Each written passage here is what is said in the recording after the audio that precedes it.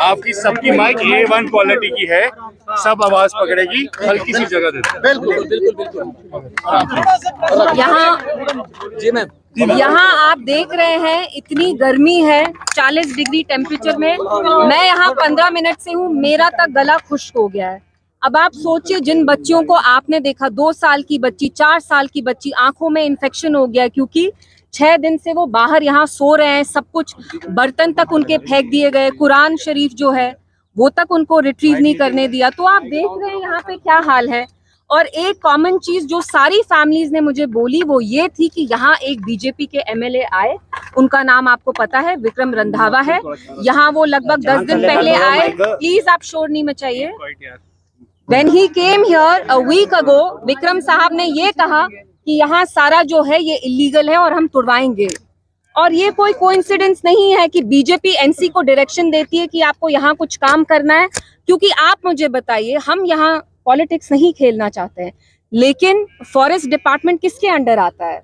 और ये आज की ही बात नहीं है, लगभग अप्रैल में ये स्टार्ट हुआ। RS-पुरा में लगभग 20 घर गिराए, उसके बाद कठुआ में 30 घर गिरवाए, यहाँ पे लगभग 30-40। तो एक सिस्टमैटिक ये है प्लानिंग कहीं ना कहीं सिस्टम में कि बीजेपी इनको डायरेक्शन देती है और फिर वही NC यहाँ लागू करता है। क्योंकि यहाँ पे DFO साहब जो आए, बुलडोजर लेके आए, वो फॉरेस्ट डिपार्टमेंट के अंडर आते हैं। फॉरेस्ट डिपार्टमेंट जावेद राणा साहब के अंडर आता है। तो मैं जावेद राणा साहब से पूछना चाहती हूँ, अगर आपके ही डिपार्टमेंट के लोग आपकी बात नहीं सुन रहे, आप ये क्लेम करते हैं, वैसे मुझे तो नहीं लगता है, तो कहीं ना कहीं NC को भी रिस्पॉन्सिबिलिटी लेनी चाहिए। हर एक चीज में वो यूटी नहीं कर सकते हैं। यहाँ DFO आए हैं और यहाँ जो सारे घर थे, और लगभग 50-60 साल से ये लोग जो गुजर हैं, बकरवाल हैं, वो यहाँ 50-60 साल से रह रहे थे। और आप लोग जानते हैं इतने मिस्कीन लोग कैसे खून पसीना इकट्ठा करके, पैसा इकट्ठा करके एक एक दीवार बनाना, दीवार पे पेंट चढ़ाना, बाथरूम बनवाना, किचन बनवाना, बर्तन खरीदना, लोन लेना, इतने मोटे मोटे लोन। एक फैमिली की मुझे यहाँ मिली, वो कह रही थी मेरा बेटा पुलिस में है, हमने 20-40 लाख का लोन लिया। तो आप मुझे बताइए ये लोग कहाँ जाएंगे? कहीं ना कहीं यहाँ NC और बीजेपी की एक अंडरस्टैंडिंग है कि बीजेपी उनको इशारा देता है और NC फिर वही करता है। एंड इट्स वेरी अनफॉर्चुनेट, क्योंकि NC को समझना चाहिए कि इन लोगों के लिए घर बनाना कितना मुश्किल होता है। सो वी केम हियर, हम चाहते हैं इनको कोई रिलीफ मिले। अभी इनके पास ना राशन है ना पानी है। मैंने हमारे जो पार्टी के यहाँ लोग हैं, आदित्य है, राजेंद्र साहब हैं, जुल्फी हैं, सोनू जी हैं, मैंने उन सबको गुजारिश की है कि यहाँ जो भी अभी हम इनको पानी की टैंकर लगा दें, दाल चावल राशन जो भी हो सकता है, कुकिंग गैस हम दे दें, क्योंकि 40 डिग्री टेम्परेचर में इन लोगों को बेघर कर दिया गया है। They are homeless. Just in the span of seconds, their house has been reduced to rubble, it has been reduced to mud, it has been reduced to bricks, ashes and dust. And this is deeply unfortunate कि जो Yogi ji UP में bulldozer model चलाते हैं, कहीं ना कहीं वो आज जम्मू कश्मीर में खुद NC सरकार इम्प्लीमेंट कर रही है, which is predominantly been elected to secure every resident of Jammu and Kashmir. So this is deeply unfortunate. और आप लोग ये भी जानते हैं, जो PDP ने लैंड बिल लाया, वो तक बीजेपी ने कहा कि ये लोग लैंड ग्रैबर्स हैं, लैंड जिहाद बोला बीजेपी ने। NC ने वही कहा, हम ये बिल पास नहीं होने देंगे बिकॉज दे लैंड ग्रैबर्स। तो कहीं ना कहीं आप देखिए बीजेपी और NC का तालमेल है। इन गरीब फैमिलीज का जिनकी ये जमीन है, उनको NC लैंड ग्रैबर कहता है और बीजेपी इनको लैंड जिहादीज कहता है। So we appeal to the government की जल्द से जल्द आप इनको कुछ रिलीफ दीजिए and take responsibility. My appeal and humble request to the forest minister is this, that you must take responsibility। और अगर आप कह रहे हैं कि आपकी इंफॉर्मेशन के बगैर हुआ, तो आप उस कुर्सी पे फिर बैठे ही क्यों हैं? What moral responsibility do you have to sit on that chair anymore? Ma'am एक सवाल लोगों का है कि क्या एक MLA जो है वो कैबिनेट मिनिस्टर से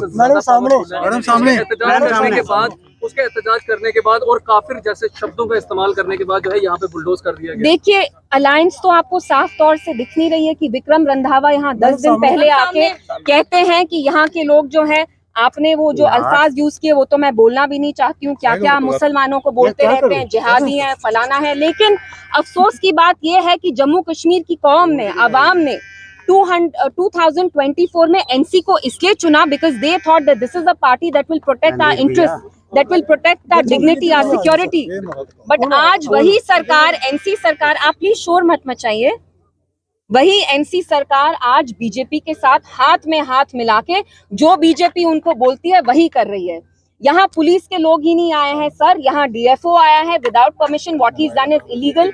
इस पे सुप्रीम कोर्ट की भी रूलिंग है कि कहीं भी इंडिया में अगर आप किसी का भी घर डिमोलिश करते हैं, you need to give them at least 2 weeks notice.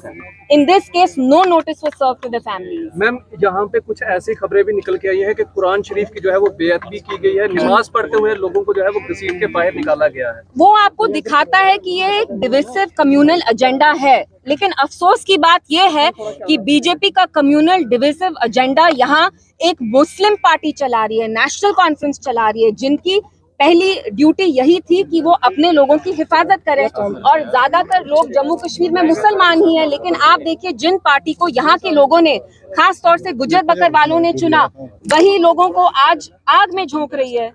They are not here to stand up for their own people.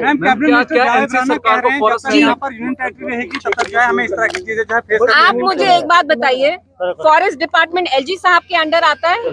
किसके अंडर आता है? एलजी साहब के अंडर आता है। फॉरेस्ट डिपार्टमेंट जावेद राणा साहब के अंडर आता है। He has to take some responsibility. ये तो बेशर्मी की बात हो गई कि आपका ही डिपार्टमेंट ऑर्डर पास करता है, आप यहाँ डीएफओ को भेजते हैं। तो then what moral responsibility does he have? मतलब वो उनकी क्या ड्यूटी है अपने लोगों के प्रति? अगर उनकी कुर्सी इतनी पावरलेस है तो वो कुर्सी छोड़े। Then he should abdicate. एक इंक्वायरी इनिशिएट की गई है, आप उस इंक्वायरी को किस तरह से देखते हैं? देखिए, मेरा कातिल ही मेरा मुंसिफ है, क्या हक मुझे देगा? जिन लोगों ने यहाँ इनके घर तोड़वाए वो उनको अब क्या इंसाफ देंगे? आप लोग इतने समझदार हैं प्रेस वाले, आपको पता नहीं डीएफओ किसके अंडर आते हैं? फॉरेस्ट डिपार्टमेंट के अंडर आते हैं। तो क्यों नहीं वो ये रोक पाए? रोकने के बजाय उनने ही इनको यहाँ भेजा। जब उन्होंने यहाँ दौरा किया उस दिन उनके साथ गार्ड तक नहीं था, डीएफओ तो दूर के बाद गार्ड तक नहीं था। देखिए, you are getting into trivial technicalities which have no bearing on what has happened here. One thing is very clear that a BJP MLA toured this area a fortnight ago, and when he came here, when Vikram Randhawa came here, he very clearly threatened all the people who live on this patch of land, and he very clearly said कि मैं यहाँ आपके घर demolish कराऊंगा। और उनका agenda यहाँ NC ने इम्प्लीमेंट किया है, because forest department Vikram Randhawa के अंडर नहीं आता है, फॉरेस्ट डिपार्टमेंट एनसी के अंडर आती है। और आज की तारीख में अफसोस की बात है कि एनसी बीजेपी के अंगूठों पे, उंगलियों पे नाच रही है। लेकिन हम लोगों का ये कहना है कि एमएलए विक्रम रंधावा को उम्र से ज्यादा पावर है। पीडीपी का क्या कदम? देखिए, we are exploring all our options right now. We want, यहाँ इतनी गर्मी है, हम यहाँ खड़े तक नहीं हो पा रहे।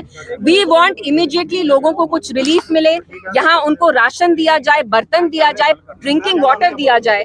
यहाँ पीने तक का पानी नहीं है। So we want them to get some short term relief. PDP family को कोर्ट तक लेगी। देखिए, पीडीपी ने तो लैंड बिल पास करने की कोशिश की, जब एनसी ने कहा यही लोग लैंड ग्रैबर है और बीजेपी ने कहा ये लैंड जिहाद करते हैं, तो हमने तो पूरी कोशिश की कि हमारा बिल असेंबली में भी पास हो। And if we have to move the court and if we have to seek justice from the honourable high court, we will approach.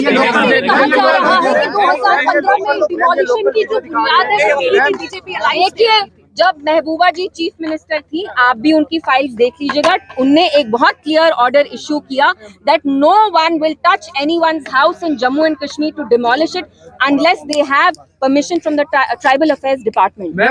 This is just to obfuscate fact. NC कोई responsibility लेना नहीं चाहती तो PDP करती रहती है। आज की डेट में उन्हें वीडियो लोकल दिखा रहे हैं कि अभी आधा घंटा पहले आए थे और कह रहे हैं कि हम और मकान डिमोलिश करेंगे। तो आप मुझे बताइए, फॉरेस्ट डिपार्टमेंट पुलिस के अंडर नहीं आता। कहीं ना कहीं एनसी आके यहाँ ड्रामा कर रही है। जो ऑर्डर्स खुद पास करें, सुबह पास करते हैं, शाम में इनके यहाँ आंसू पहुंचने आते हैं। I don't wish to politicise the matter. I want to ask the honourable chief minister, sir, where do you expect that these families will go? इतनी गर्मी में आपने इनके घर तोड़े। ईद अभी ईद आ रही है, ईद के वक्त पे आपने इनके साथ क्या किया है? So please take some responsibility. If it is such a powerless government, then please resign. Thank you. आराम से